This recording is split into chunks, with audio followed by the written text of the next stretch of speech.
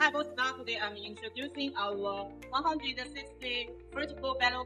This is the side opening door. We can push out the gear with the open the header. This is the single cylinder of the vertical baler. You can see the stroke of the cylinder is 1,400 millimeters. This is the bracing plate.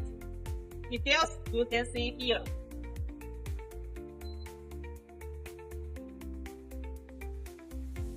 This is the side door opening. You can with the side door opening here.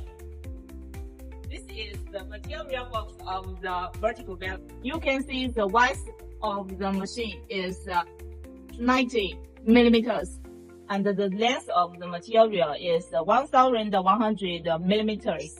You can see all the electric brand we use is Chanet.